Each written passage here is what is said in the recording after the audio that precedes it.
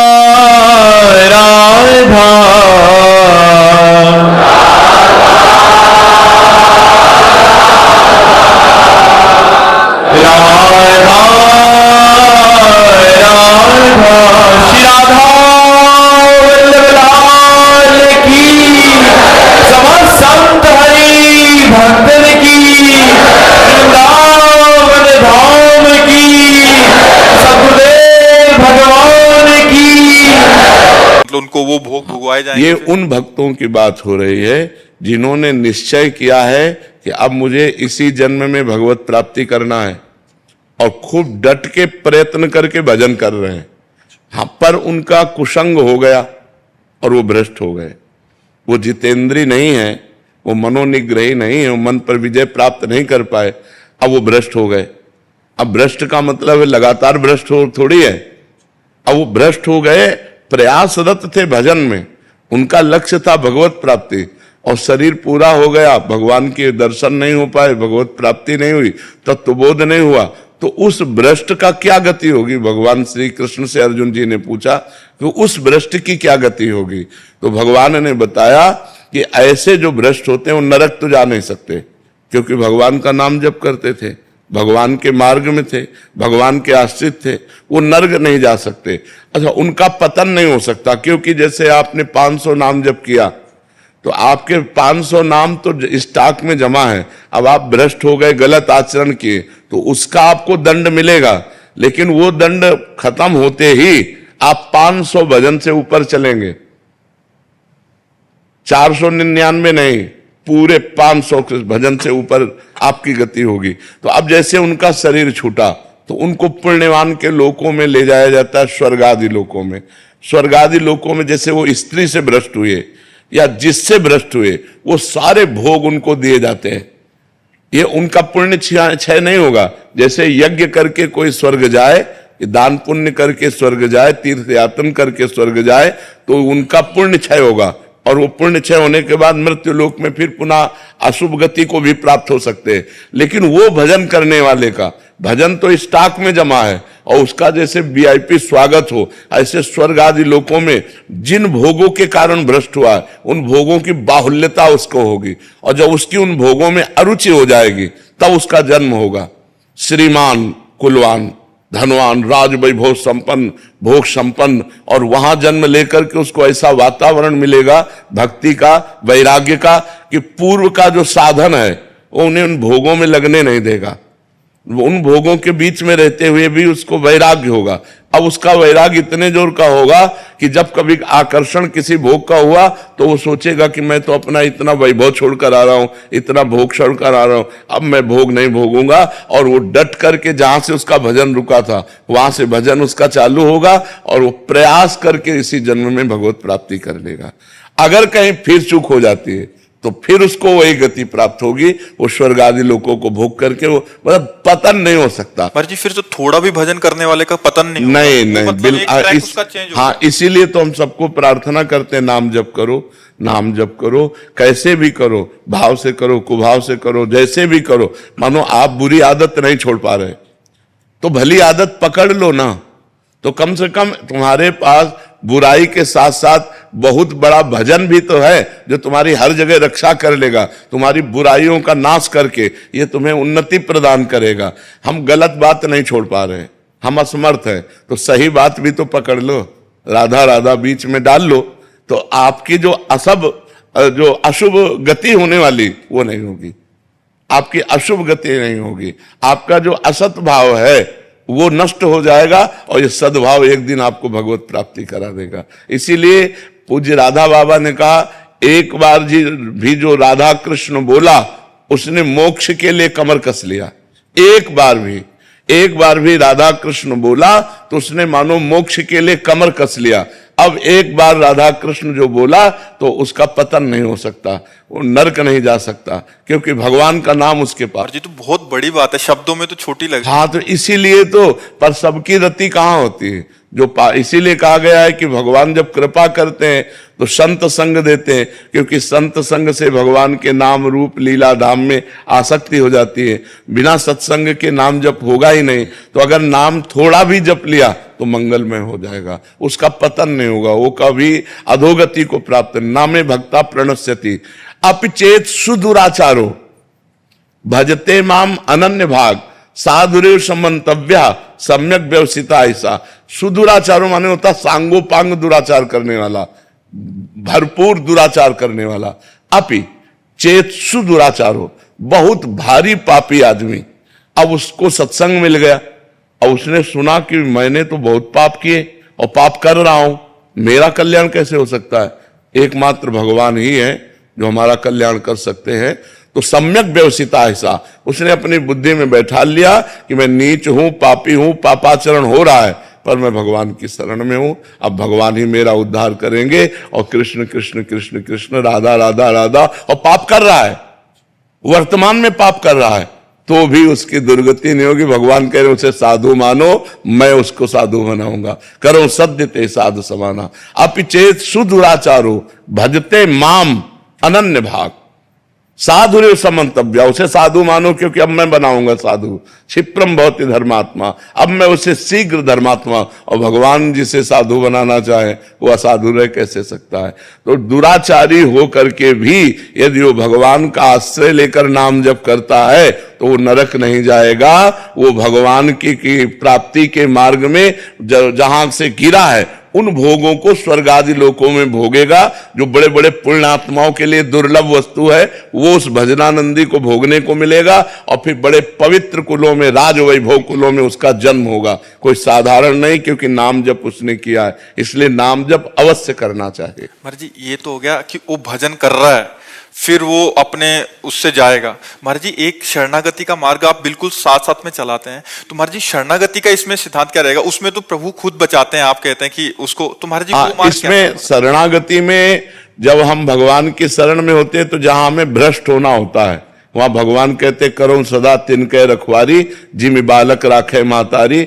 अगर अभिमान है भगवान की शरणागति होने के बाद भी, तो गिरना पड़ेगा, नहीं तो भगवान बचा लेंगे। और भगवान का शरणागत अगर गिर भी जाता है तो इसी जन्म में उसको इतना कष्ट दिया जाएगा कि उसके पाप का मार्जन हो जाएगा और अंत में भगवान उसकी स्मृति बनेंगे और उसको ये सब अगला जन्म नहीं होगा, स्वर्ग नहीं जाएगा, वो इसी जन्म में भगवान को प्राप्त। भगवान उसके अहंकार का भी नाश करने का विधान करते हैं। हाँ, करेंगे, जरूर कर, क्योंकि वो तो ऐसा ही है ना। हाँ, भगवान उसके अहंकार का विनाश करेंगे और उसको ये नहीं सोचना चाहिए कि भगवान ने हमारी रक्षा क्यों नहीं की, क्योंकि तुम्हारा अहंकार जो है उसका नाश करने के लिए कि तुम कुछ नहीं हो। जब ये समझ में आ जाए मैं कुछ नहीं हूं और हे नाथ केवल, तो भगवान केवल इस संबंध से कल्याण कर देंगे। भगवान ने कहा है मत चित्ता सर्व दुर्गाणी मत प्रसादात तरिष्यति, इसमें साधन नहीं बताया। मत चित्ता सर्व दुर्गाणी मत प्रसादात तरिष्यति, जो मेरी शरण में आ गया तो मेरे प्रसाद माने कृपा से वो सब दोषों से मुक्त होकर मेरे को प्राप्त कर लेता है एक ही जन्म में। भगवान की शरण होकर भगवान का भजन कर रहा है, अगर कहीं गिरने के चांस आए तो भगवान उसकी रक्षा करते हैं, अगर रक्षा नहीं की तो तुम्हारे अहंकार का नाश होने के लिए वो भगवान लीला करेंगे, पर ज्यादा दिन वो लीला टिकेगी नहीं मायामयी, वो तुरंत निकल करके फिर परमार्थ में चलेगा और भगवान को प्राप्त। क्षमा कीजिएगा महाराज जी, पर ये मार्ग और ज्यादा आसान लगता है। हाँ, तभी तो शरणागति दुर्लभ वस्तु है, शरणागति हृदय से हो जाए तो निहाल हो जाए। मत चित्तान, भगवान कह रहे मत चित्ता, मत चित्ता, मेरे में चित्त लगाने वाला, बस भगवान आप ही मेरे, हमारे में तो कोई ना मैं इंद्रिय विजयी हूं ना मन विजयी हूं, हे नाथ आप ही मेरा कल्याण करो, हे पतित पावन प्रभु आप देख लो। ऐसे भक्त का कभी नामे भक्ता प्रणश्यति, ऐसे भक्त का नाश नहीं होता। भगवान कहते मत चित्ता सर्व दुर्गाणि मत प्रसादात तरिष्यति, मेरे में चित्त लगाने के कारण सारे दोषों का मैं नाश कर देता हूं और मत प्रसादात तरिष्यति, मेरी कृपा से वो मुक्ति को प्राप्त हो जाता है, मेरी कृपा से वो एक जन्म में ही भगवत प्राप्त। भगवान सब कुछ कर सकते, कर तुम अकर्तुम अन्यथा कर तुम, एक है साधन पक्ष और एक है कृपा पक्ष। तो जो भगवान की शरण में कृपा पक्ष से है वो साधन करते हुए भी अगर कहीं लड़खड़ा जाता है तो उसके दोषों को प्रभु मानते ही नहीं।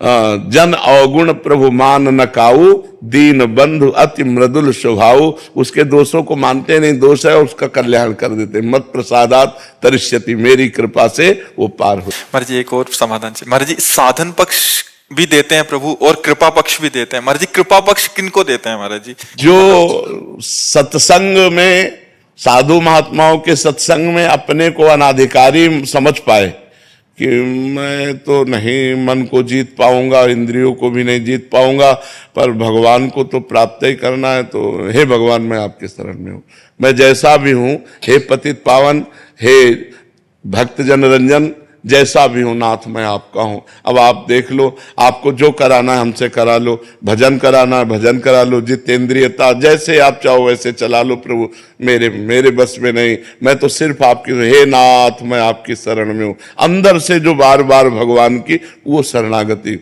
और जिसका अच्छा ऐसे से ऐसा ऐसे से ऐसा वो हर साधन को पकड़ता हुआ चल रहा है, वो भी भगवान का कृपा पात्र है, क्योंकि साधन पकड़ रहा है पर उसमें कुछ अहम है, उसमें अपनी बुद्धि का भरोसा है, और उसमें बुद्धि का, जैसे शरणागति के दो प्रकार बताए, एक बिल्ली के बच्चा की शरणागति और एक बंदरिया के बच्चा की शरणागति।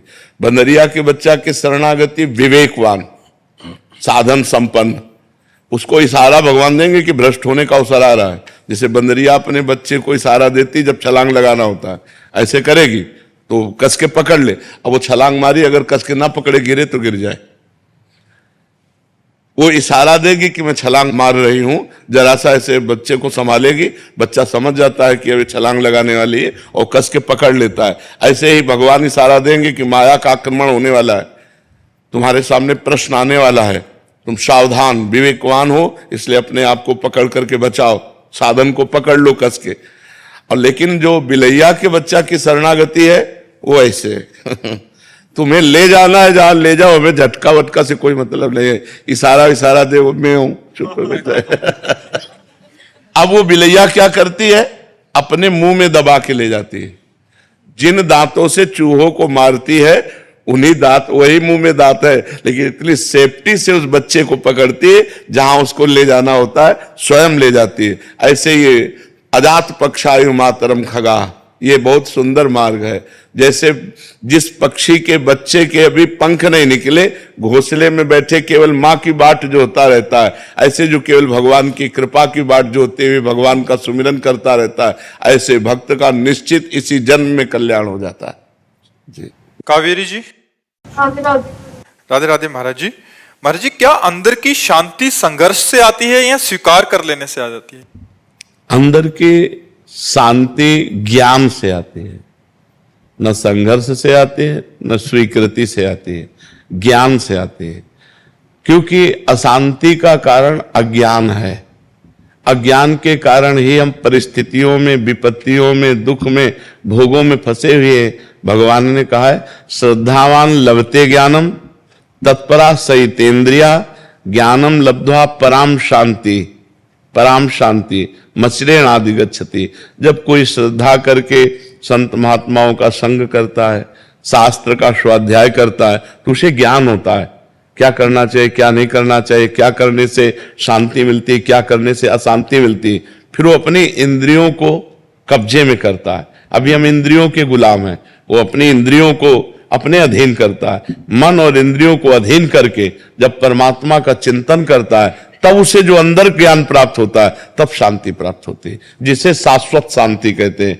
कि भारी से भारी विपत्ति में भी उसके हृदय में कोई हलचल नहीं, उसे शांति कहते हैं। प्रारंभ की शांति त्यागात शांति अंतरम, जो जितना भोगों का त्याग करता जाएगा उतना ही वो शांत होता जाएगा। और भोगी पुरुष अशांत होता है और त्यागी पुरुष शांत होता है।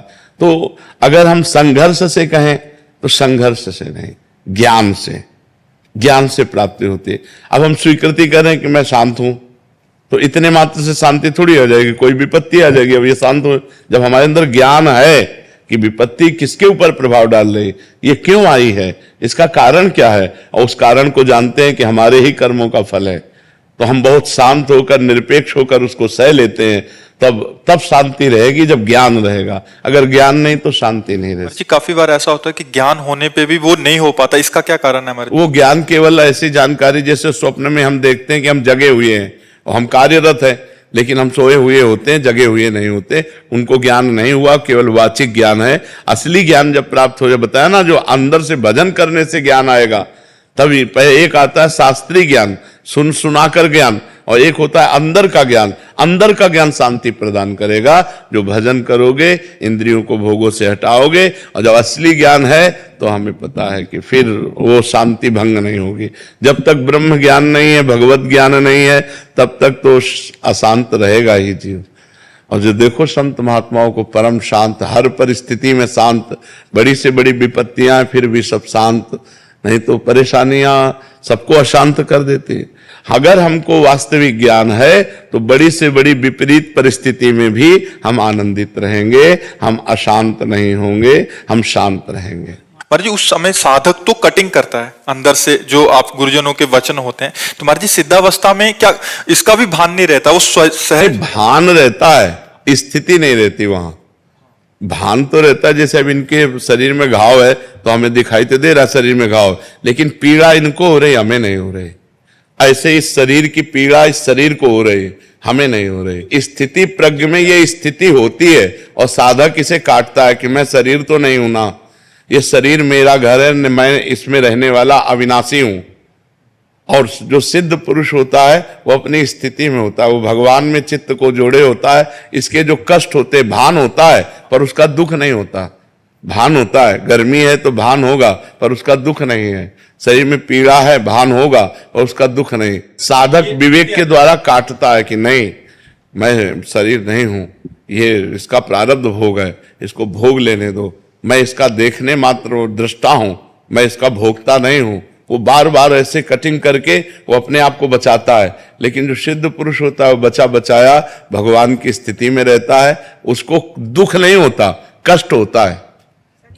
जैसे पीड़ा हो रही है, सर दर्द हो रहा है तो सर दर्द होगा, लेकिन सर दर्द का दुख नहीं होगा। महाराज जी कटिंग करते करते कितना समय लगता है महाराज जी उस स्थिति में?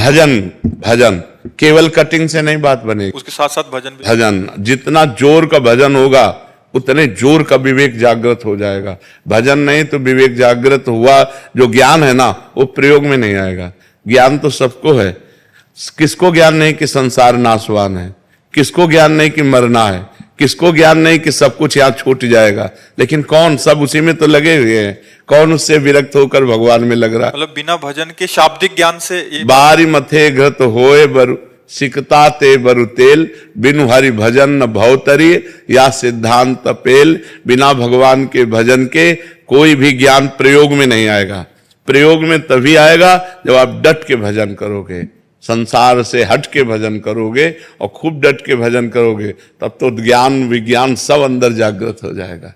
जी आशीष जी, मथुरा। राधा वल्लभ श्री महाराज जी, आपके चरणों में कोटि कोटि प्रणाम।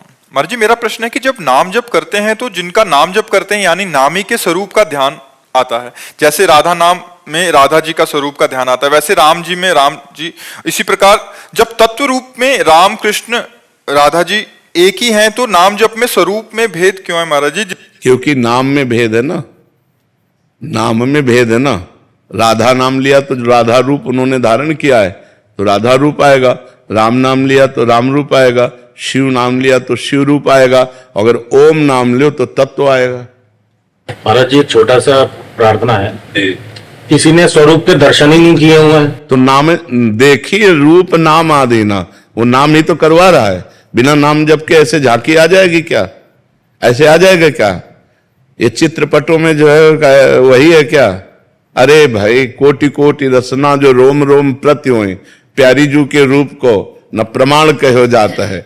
जो को कोटि कलप लगी जीवे, रसना कोटिक पावे, तो रुचिर बदनार बिंद की शोभा कहत ना आवे। जब हम राधा राधा राधा राधा राधा बहुत जपेंगे, हमारा मन निष्पाप होगा, तब राधा रूप झलकेगा, और जब राधा रूप झलकेगा तो प्रेम में हो जाओगे। समझ पा रहे हो आप? महाराज जी, प्राकृत स्वरूप चिदानंद स्वरूप एक नहीं हो सकता किसी से? नहीं, कदापि नहीं हो सकता। भगवान का कभी प्राकृतिक रूप होता ही नहीं है। जैसे ये चित्रपट आप देख रहे हैं, ये मानसिक कल्पना में आया, इसमें जो स्याही लगी वो मायाकृत लगी हुई है, इसमें चित्रकार की भावना है। जैसे मानो ये सखी है तुंग विद्याजू, तो ये ऐसी है तुंग विद्याजू, कल्पना कर सकते हैं। अब हम मानी संख्या तुंग विद्याजू, मानी संख्या, जैसे स्कूल में सवाल हल करना होता था तो लगाया जाता था मानी संख्या, कुछ भी रख लो और सवाल हल हो जाता था, तो मानी संख्या तुंग विद्याजू। अब हम इन्हें मान के हे तुंग विद्याजू पूजन करते हैं और ध्यान में तत्पर होते हैं, तो हम प्राकृतिक तुंग विद्याजू के रूप का चिंतन करते हुए चिदानंद रूप में पहुंच जाएंगे। ये जो हमारा प्राकृतिक स्वरूप है, आज तक कोई स्याही ही नहीं बनी जो श्याम सुंदर की श्यामता है। आज तक वो कोई गोरा वर्ण ही नहीं है जो हमारी प्यारी जू का है। पीता अरुणच्छम अनंत तड़िल लताभाम, एक बिजली चमकती तो होश खराब हो जाते हैं। अनंत बिजलियां एक साथ उदय हो, ऐसी कांति है श्री राधा किशोरी जू की, कैसे झेल पाएगा कोई? तो हम माना श्री राधा जी और पूजन करने लगे और नाम जप करने लगे, तो हमारी इंद्रियों में प्राकृतिक जो क्षमता थी वो हटने लगी और चिदानंद क्षमता आने लगी। धीरे धीरे धीरे धीरे ये रूप गायब हो जाएगा, जो असली स्वरूप है वो स्वरूप आ जाएगा। यदि नाम जप कर रहे और प्राकृतिक रूप की आराधना कर रहे हैं, जो प्राकृतिक हम पाषाण मूर्ति विराजमान के या अष्ट धातु या चित्रपट रूप में, इन्हीं की आराधना से हमें वो चिदानंद रूप की प्राप्ति हो जाएगी। वास्तविक हमें चिदानंद तक पहुंचना, हाँ, चिदानंद तक पहुंचना है। क्योंकि जैसे हमारे प्राकृतिक नेत्र हैं और बिहारी जी चिदानंद में हैं, तो क्या हमें सुख मिलता है? अगर सुख मिले तो फिर बिहारी जी के सिवा कुछ याद ना आवे, बिहारी जी के सिवा कुछ देखने का मन ना हो। सुख मिले तब ना, लेकिन थोड़ी देर बाद फिर मंदिर देखने लगते हैं, इधर उधर देख के फिर अच्छा, तो ना वो नेत्र है और ना वो हम रूप देख पा रहे हैं। जो बिहारी जी का रूप स्वामी जी देखते थे वो हम देख पा रहे हैं क्या? है तो वही बिहारी जी। अब जब हम कुंज बिहारी श्री हरिदास, कुंज बिहारी श्री हरिदास खूब नाम जप करें, हमारे नेत्रों में जब चिदानंद पावर जागे, तो देखेंगे कि कोटि कोटि कामों को भी मूर्छित कर देने वाले बिहारी जो है। कोटि काम लावण्य बिहारी, कोटि काम, करोड़ों एक काम पूरे त्रिभुवन को नचनी नाच नचाए, करोड़ों काम को भी मूर्छित कर देने वाले बिहारी जी हैं। अब वो भजन से होगा। खूब हम भजन करें, बिहारी जी की आराधना करें, तब हमें नेत्रों में नेत्र मिले, मानस नेत्र, तब फिर हम चिदानंद में देह तुम्हारी विगत विकार जान अधिकारी, फिर अधिकार वो आ जाएगा, फिर जानने में आ जाएगा। वारिता जी हरियाणा से। राधे राधे महाराज जी। महाराज जी, क्या नाम जप से मनुष्य की मतलब मेरी रजोगुण की प्रवृत्ति बदल सकती है? अरे रजोगुण की बात क्या, रजोगुण तमोगुण तो नष्ट ही हो जाएंगे और सतोगुण से ऊपर त्रिगुणातीत अवस्था प्राप्त हो जाएगी।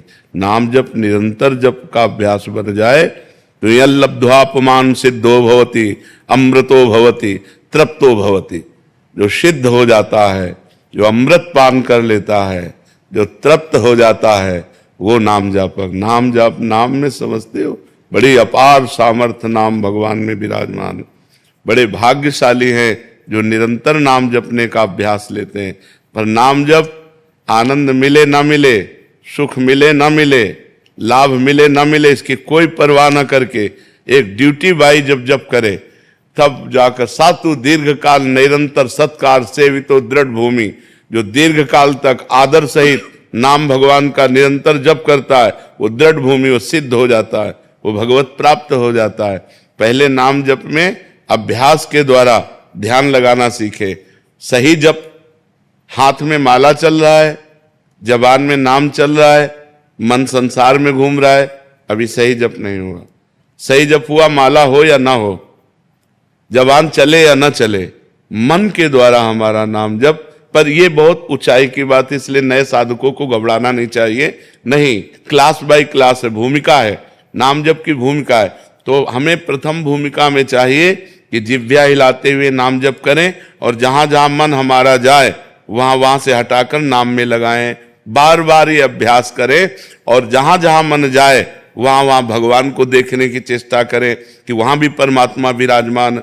कोई भी वस्तु, कोई भी व्यक्ति, कोई भी स्थान ऐसा नहीं जहां परमात्मा न विराजमान हो। तो नाम जप करते करते दो अभ्यास करें। एक तो जहां जाए वहां से हटा के नाम में लगावें, और एक जहां जाए वहीं भगवान को देखने की चेष्टा करें, वहीं परमात्मा को देखने की चेष्टा करें। धीरे धीरे हमारा मन, ये हम नहीं कह रहे कि तुम 2 महीने में सिद्ध हो जाओगे, 4 महीने में, अभ्यास लंबा खींचना पड़ेगा, क्योंकि बहुत जन्मों का अभ्यास हमारा विषय चिंतन का है। तो जब हम नाम को ध्यान पूर्वक जपते हैं, ध्यान पूर्वक कैसे कहते हैं कि जैसे हमने कहा राधा, तो अब हमारे कान में गूंज गया राधा, हमारी आंखों के सामने लिख गया राधा, चाहे आंखें बंद हो चाहे खुली हो, कोई जबान नहीं चल रही, अंदर से राधा राधा या राम राम राम राम, ऐसे एक ध्वनि चल रही और हम उसी ध्वनि में डूबते चले जा रहे हैं। तो जब एकाग्रता होती है नाम जप की, तो उसे ध्यान से जप कहते हैं। जब एकाग्रता टिक जाती है, घंटा 2 घंटा टिक गई, तो उसे संप्रज्ञात समाधि कहते हैं। और जब एकाग्रता उठते बैठते चलते फिरते खाते पीते सब समय बनी रहती है, एक क्षण के लिए भी नाम नहीं छूटता, तो उसे असंप्रज्ञात विचक्षणा समाधि कहते हैं। वही सिद्ध पुरुष हो गया। कबीरदास जी कहते ठाड़े बैठे परे उताना, कबीर काहे हम रहे ठिकाना। चाहे हम खड़े हैं या बैठे हैं या पड़े हैं या खा पी रहे हैं, हम ठिकाने में रहते हैं, अर्थात हर समय भगवान के चिंतन में रहते हैं।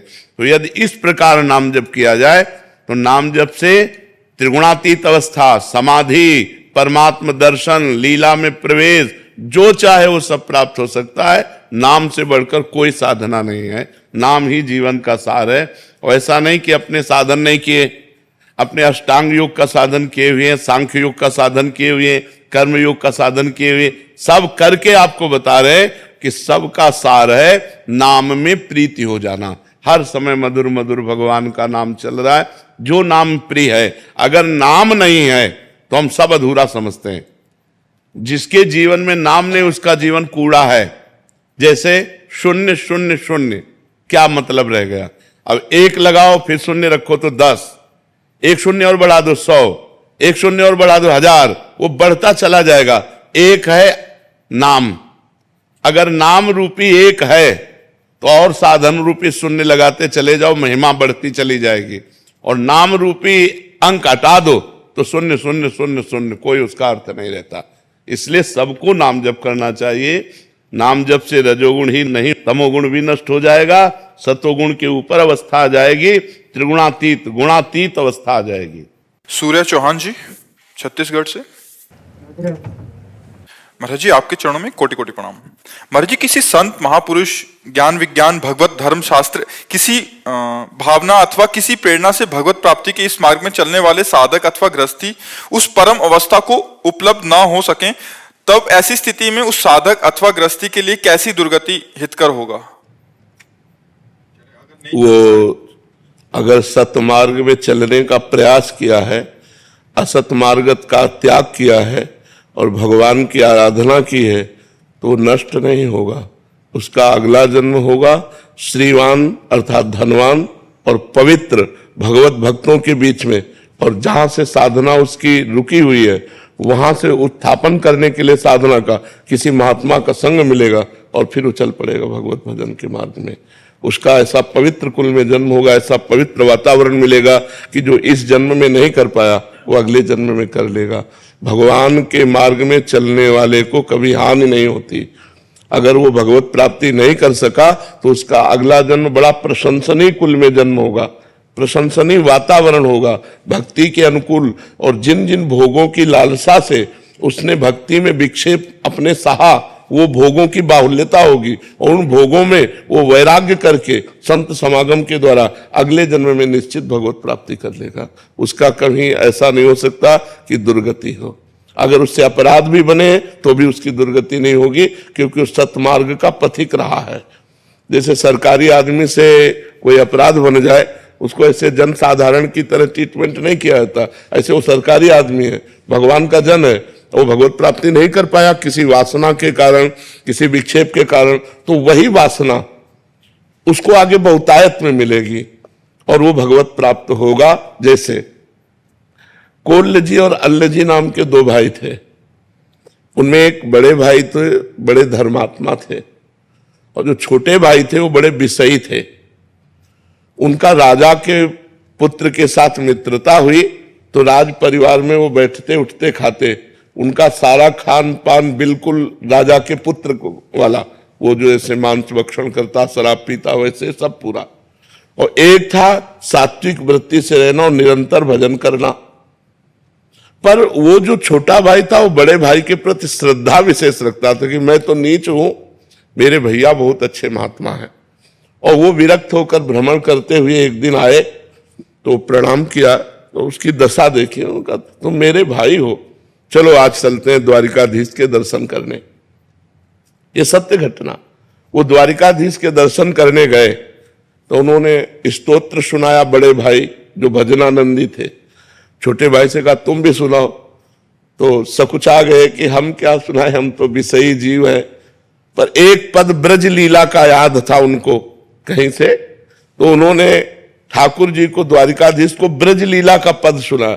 जो ही पद सुनाया तो ठाकुर जी बोले वाह वाह वाह, आवाज आई। उनके भाई के हृदय में जलन हुई कि जीवन हो गया, पद सुनाते हो कभी वाह नहीं बोले, और हम जानते हैं कैसे आचरण का है, और ये वाह बोल दिए। चलो, इतने में ठाकुर जी ने अपने निजी जो सेवक थे उनसे प्रसाद और माला दी और कहा पीछे छोटे भाई को दे जाके। वो गए तो उन्होंने कहा कि आपको प्रसाद दिया है। तो उन्होंने कहा भैया को दिया होगा, क्योंकि भजनानंदी त्यागी तपस्वी तो भाई है, हम तो पापी जीव हैं, विषयों में लगे हुए हैं। तो उनका नहीं, भगवान ने आपका नाम कह के दिया है। अब वो हाथ में, अब बड़े भाई के हृदय में और जलन हो गई कि देखो भगवान ने हमें प्रसाद नहीं दिया, रोज पद सुनाओ तो भगवान कभी वाह नहीं बोले, और ये विषयी जीव इसके उसमें वाह बोले। अब जीऊंगा नहीं, जब भगवान ही हमारे नहीं हुए तो मैं जीऊंगा क्या। वो समुद्र में जाके कूद गए। जब समुद्र में कूद गए तो द्वारिकाधीश के दिव्य पार्षद उनको दिव्य द्वारिका ले गए, बड़े वाले को। अब कुछ तसल्ली हुई। जब द्वारिकाधीश के दर्शन किए, द्वारिकाधीश जी ने कहा लाओ प्रसाद पाओ। वहां 2 पत्तल डाले गए, तो उसने कहा 1 पत्तल किसका? बोले तुम्हारे भाई का। अब और जलन हो गई कि यहां भी उसकी पहुंच है। अब वो अंदर से भगवान से बोले कि प्रभु अब सहा नहीं जा रहा, वो पाप करता है, राजसिक भोगों को भोगता है, और मैं जीवन भर भजन करता रहा। तो भगवान ने कहा इस जन्म में तुम भजन शुरू कर रहे हो, तुम्हें पता है ये कितने जन्मों का मेरा भगत है?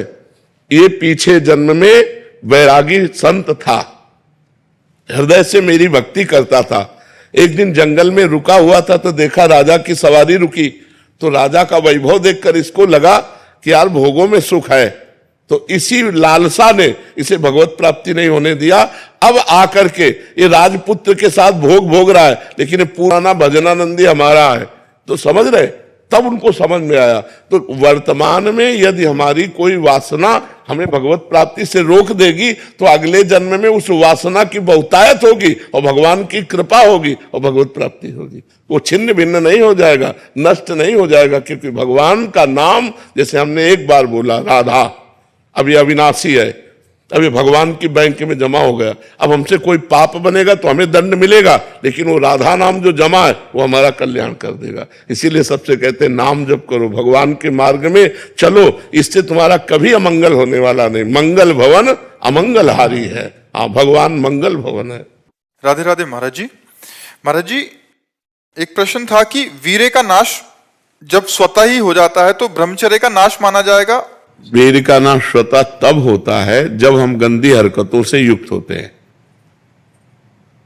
2-4 महीने में कभी ऐसे, तो हमने एक परमहंस जी से पूछा था, उनसे हमने पूछा ब्रह्मचर्य के विषय में, तो उनका जैसे दाल चढ़ाते हैं और उसकी उबाल आ जाती है, तो ऐसे वीर्य की उफान होती है। तो 2-4-6 महीने में कभी स्वप्न दोष हो गया, मतलब आपको पता भी नहीं चला, वो तो वीर्य हानि नहीं माने। जिससे संतान उत्पन्न होती वो वीर्य ऐसे नहीं निकलता। अब हस्त मैथुन के द्वारा, गंदे मोबाइल के दृश्य देखने के द्वारा, गंदी बातों का चिंतन करने के द्वारा अपनी नस नाड़ियों को शिथिल कर लिया। अब स्वप्न में गंदा स्वप्न देखा, निकल गया, वो पूरा वैसे ही है। मेरा ये बात था कि जैसे बिना इस क्रिया के या बिना विचार के भी हो रहा है, या बिना दृश्य देखे, तो पहले से आपने गंदी हरकत की, ऐसा हो ही नहीं। पहले मतलब बहुत साल पहले, 1000-2000 वर्ष के हो क्या?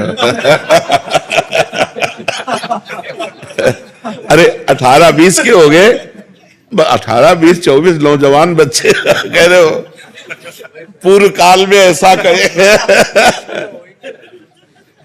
बच्चा क्या है कि जब ये बहुत गलत प्रक्रिया है, जो अब हमें बार बार गंदी बातें बोलने में मतलब, पर हम इसलिए खुल के बोलते हैं कि हमारे नौजवान भाई इसको समझें। ये जो हस्त मैथुन है, ये ऐसी गलत प्रक्रिया है कि हमारे गुप्तेंद्री के नस नाड़ियों को इतना शिथिल कर देता है कि जरा सी गंदी बात चिंतन मात्र से वीर्यपात होने लगता है, या जरा सा स्पर्श मात्र से वीर्यपात होने लगता है। गंदी भावना से युक्त हुई आप जहां भाव आपके अंदर काम भाव है, वो मतलब गृहस्थी लायक नहीं रह जाता।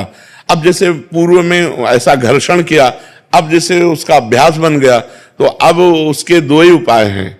एक तो व्यायाम, 2-3 किलोमीटर दौड़ लगाओ, दंड बैठक 15-20 मिनट लगाओ, अब वो क्रिया बिल्कुल कभी ना होने पाए। और दूसरी औषधियां, आयुर्वेदिक ऐसे डॉक्टर से, वैद्य से मिलो जो आपको ब्रह्मचर्य पुष्ट होने वाली औषधि बताएं, तो 2 ही उपायों से इसको वश में किया जा सकता है। और जब स्नान करें तब ठंडा जल नाभि के ऊपर यहां से 2-4 लीटर ऐसे धीरे धीरे ठंडा जल डालें ऐसा, और जब लघुशंका जाए तो आधा लीटर ठंडा जल से गुप्तेंद्री को उसको, तो धीरे धीरे वीर्य पुष्ट होने लगे तो है, घर्षण कभी ना करे। अगर हस्तमैथुन का घर्षण करेगा भूल से भी, तो फिर ठीक होने वाला नहीं। और ये इतना बुरा है कि अगर शुरू हो गया तो उठने लायक भी नहीं रखता। तो अभी तो नए बच्चे सुधार हो सकता है, 2-3 किलोमीटर दौड़ लगाओ, ठंडा जल। जिम करता हूँ, हम जो जिम बात अलग है बच्चा, 2-3 किलोमीटर ठंडी हवा में दौड़ो और दंड बैठक मारो, देहाती अपने देसी काम करो, दंड बैठक मारो और उचित भोजन करो और ठंडे जल का नाभि के ऊपर सेवन करो और किसी आयुर्वेदिक वैद्य से लो उसकी पुष्टता की दवा लंबे समय तक, रुक जाएगा। वो एक मनोवाह नाड़ी है हमारे अंदर, जब हम कोई गलत चिंतन करते हैं तो वो मथानी की तरह, वीर्य का कहीं स्थान नहीं पूरे शरीर में, पूरे शरीर के खून को मथ करके वो 1 मिनट में जैसे दूध से घी निकाल लेते हैं ना, ऐसे खून को मथ करके वीर निकालती है, मनोवाह नाड़ी है अंदर जो मथानी की तरह काम करती, वो 1 मिनट में पूरे शरीर के खून को मथ कर, और उसका सार भाग, खून का सार भाग वीर, अब वो मथ दिया तो अब वो 4-6 घंटे में निकल जाएगा, स्वप्न आदि के सोते समय निकल जाएगा। तो ये गलती हमसे होती है जागृत में, और परिणाम भोगना पड़ता है स्वप्न में। वो मनोवाह नाड़ी ने अगर मथ दिया, जैसे आप कामुक हो गए, अब उसने काम कर दिया, अब वो निकल जाएगा। अब आपका, आप कुछ करो या ना करो, वो अपने आप निकल। इसीलिए तो चिंतन संभालने के लिए हम कह रहे हैं राधा राधा नाम जप करो, भगवत चिंतन करो, गंदी बातें देखो मत मोबाइल से। देखते हो मोबाइल से आपसे जुड़े न तो कितने महीनों से चिंतन भी नहीं हो रहा हाँ, वो पूर्वाभ्यास, चूंकि फिर भी ये हो रहा है। पूर्वाभ्यास जो है ना, तो अब 2 काम कर लो आप, एक व्यायाम और दूसरा हमने जो बताया डॉक्टर से मिलो। डॉक्टर भगवान का स्वरूप होते हैं, वो कुछ ऐसी औषधियां देंगे जिससे इसका है, औषधियां हैं ऐसी हैं। ये ब्रह्मचर्य रोकने के लिए बिल्कुल बीमार की तरह भोजन किया जाता है, दाल रोटी साग बिल्कुल और पवित्र विचार, चिंतन पवित्र, आचरण पवित्र, आसन पवित्र, तब वो ये ब्रह्म शक्ति है, कोई साधारण थोड़ी। पर बड़े भाग्यशाली जो इसे रोकना चाहते हो, प्रयास करो, प्रयास करो। चेष्टा की, लेकिन आज 23 साल का हो, मैं तुमसे कभी ये नहीं किया, वीर्य का नाश नहीं किया, आपकी कृपा से। ये खाली पता नहीं, चिंतन से पहले होता था, लेकिन अभी आपसे जुड़ा हो तब से तो चिंतन होना ही बंद हो गया आपकी कृपा से इस काम का, और खाली अभी अपना हो रहा है। आप ये पहले व्यायाम करो, व्यायाम करो, और ये दौड़ भाग करके इसको शिथिल करो, ये प्रयोग में आ जाएगा तो सही हो जाएगा। चलो एक बार करो, किसी आयुर्वेदिक वैद्य से, डॉक्टर से मिलके आप औषधि भी लीजिए। अगर ये रुक जाए तो बहुत सुंदर बात, जीवन प्रकाशित हो जाए, अगर नहीं ऐसे तो परेशान होता है। रीता शुक्ला जी, महाराज जी आपके चरणों में कोटि कोटि प्रणाम। महाराज जी मैं प्रतिदिन आपका सत्संग अवश्य सुनती हूँ, हनुमान जी में पूर्ण आस्था है। महाराज जी मेरा एक छोटी सी जिज्ञासा है कि जब कोई भगवान का साक्षात्कार करता है तो भगवान स्वयं प्रकट होते हैं या स्वप्न में साक्षात्कार कराते हैं? जाकी रही भावना जैसी, प्रभु मूर्ति देखी तिन तैसी, ये यथा माम प्रपद्यन्ते तास तथैव भजाम्यहम्। किसका प्रश्न है? जैसे भगवान चाहते हैं आपसे मिलना, वैसा आपके अंदर भाव कर देते हैं, या जैसे आप भगवान से चाहते हो मिलना, वैसे भगवान दर्शन दे देते? दोनों बातें। जैसे हम ऐसे हैं तो भगवान हमारे अंदर भाव दे दें कि भगवान हमसे मिले, जैसे हम आपसे बात कर रहे हैं ऐसे बात करें तो भगवान वैसे बात करेंगे। और आपका है कि भगवान मुझे अनुभव करा दे तो भगवान अनुभव करा दे, आपका है कि तत्व रूप में मिले तो तत्व रूप में मिल जाएंगे। जैसे आप चाहोगे, जैसी रही भावना जैसी जिसकी, वैसे ही भगवान अनुभव करा देते हैं। तो प्रायः सबसे पहले हृदय में साक्षात्कार होता है। कोई भावना ना करो और आप भजन करो, तो जब भजन परिपूर्ण होगा, तो एक दिन चर्चा हुई थी परसों कि 1 करोड़ नाम जप करने पर स्वप्न में देवी देवताओं के दर्शन होने लगते हैं, और ऐसी ऐसी परिस्थितियां, उसमें कई करोड़ का वर्णन आया। हाँ, तो हमें लगता है 13 करोड़ तक जिंदा रहेंगे कि नहीं रहेंगे। सबसे बढ़िया बात शरणागति की है, शरणागति की है, और नाम जप करते हुए शरणागत हैं। आप जब चाहो मिल जाओ, नहीं हम तो आपको पुकारते रहें। और जितना, ये तो संख्या की बात है, आप मान लो 100 नाम जप कर रहे हो, 100 संख्या 100 है, और आप रो रो के जप रहे हो राधा राधा श्री जी। अब हमसे तो ये करोड़ों के ऊपर जाएगा। जो 100 नाम है ना, ये करोड़ों की संख्या के ऊपर बन जाएगा। अलग अलग पद्धति है ना। अब जैसे राधा राधा राधा राधा राधा तुम्हारी चिंतन है संख्या पर, और एक है कि रो रहा है राधा राधा प्रिया जी। अब हमारे तो कोई बल है नहीं, आप पे बल हो, देख लो राधा राधा। ये 100 नाम करोड़ों से भी बढ़कर हो जाएंगे। तो इसलिए जो भक्त जन है वो संख्या पर नहीं, अपने बल पर नहीं, कृपा पर जाते हैं। तो कृपा से हम जो भावना करते हैं भगवान वैसे ही दर्शन देते हैं। हमारी जैसी भावना होती वैसे ही भगवान हमें अनुभव में आते हैं। स्वप्न में दर्शन दिया है। जो भावना करें, जहां भावना करें वैसे दर्शन होते हैं। लेकिन उनका जब दर्शन होगा तो उसकी पहचान है। शरीर राग मिट जाएगा, मान अपमान, सुख दुख, लाभ हानि, इन सबसे हट जाओगे। निर्माण अमोहा जित संग दोषा, अध्यात्म नित्या विनिवृत्त कामा, द्वंद्व विमुक्ता सुख दुख संग। अगर ये नहीं है तो वो नाटक है, मन का नाटक है। मन ही कभी भगवान बन जाता है स्वप्न में, और मन ही कभी राक्षस बन जाता है। क्या भगवदाकार वृत्ति हुई? क्या मोह रहित हुई? क्या शरीर का राग नष्ट हो गया? क्या अभी मृत्यु का अवसर आने पर आप निर्भय रहेंगी? नहीं, तो भगवत साक्षात्कार लेगी। और भगवत साक्षात्कार हो जाएगा तो कहेगा कोई हमें भगवत साक्षात्कार हो जाए। हाँ, करोड़पति नहीं हो तो आप जेब में सबसे बड़ा नोट निकालेंगे ये दिखाने के लिए कि मैं करोड़पति हूं। लेकिन करोड़पति हो तो गड्डी की तरफ हाथ नहीं जाएगा, फुटकर की तरफ हाथ जाएगा। उसमें भी जो कम पैसा, उसमें हाँ दिखाने की कोशिश करोगे। तो ऐसे जो भजनानंदी भगवत तत्व के ज्ञाता होते हैं वो ऐसे होते हैं जिनको आप जान नहीं सकते। वो कभी कह ही नहीं सकते कि हमें भगवत साक्षात्कार हुआ है। आज तक भगवत साक्षात्कार करने वाला कोई भी महापुरुष ये नहीं कहा कि हमें भगवत साक्षात्कार हुआ है। जब हमें नहीं होता तब हम सभा में कह देते हैं। और भगवत साक्षात्कार का आप कह दो हमें बुखार नहीं है और थर्मामीटर बोल रहा है बुखार है, तो तुम्हारी बात थोड़ी मानी जाएगी। थर्मामीटर बता रहा है तो ये थर्मामीटर है। निर्माण अमोहा जित संग दोषा, अध्यात्म नित्या विनिवृत्त कामा, द्वंद्व विमुक्ता सुख दुख संगय। ये भगवत प्राप्त का लक्षण है। कोई द्वंद्व का प्रभाव नहीं, कोई कामना नहीं, नित्य भगवान के स्वरूप में स्थित है। न मृत्यु का भय है, न कोई चाह है, न शरीर के सुख दुख की परवाह है। वो महापुरुष भगवत साक्षात्कार के। भगवत साक्षात्कार एक स्थिति है। एक दुर्योधन को भी भगवत साक्षात्कार हुआ एक बार, और एक है जो भक्तजन है जिनके साथ निरंतर है। इन दोनों साक्षात्कार में क्या? अब बिना भजन के भगवान भी मिलते हैं तो कोई लाभ नहीं। दुशासन, दुर्योधन, कर्ण सबने भगवान को देखा, कोई लाभ मिला क्या उनको? लाभ उनको मिला विदुरानी जी को, विदुर जी को, क्योंकि डट के भजन कर रहे थे। इसलिए भजनानंदी को जो सब भगवान है, ये प्यारे सब भगवान है, सब में भगवान है, लेकिन हमारे नेत्र सही नहीं है। और ये नेत्र सही होंगे भजन करने से। इसीलिए भजन प्रधान है, ना कि भगवान का मिलना प्रधान। भजन प्रधान जितना, तभी भाई जी हनुमान प्रसाद पोद्दार जी ने कहा स्वयं श्री भगवान खड़े हो तो भी नाम जप न छूटने पावे। नाम जप के द्वारा ही बात बनेगी। जितना हृदय पवित्र होगा तो आपको कण कण में भगवान दिखाई देने लगेंगे। और अपवित्र हृदय तो दुर्योधन को भगवान में भगवान नहीं दिखाई देते। श्री कृष्ण को भी भगवान वो नहीं मान रहा, उनको अरेस्ट कर रहा है। हाँ, अरेस्ट कर रहे।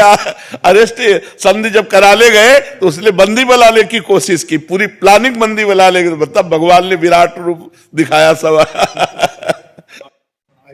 बिल्कुल सही बात है, अरेस्ट कर ले भगवान को अरेस्ट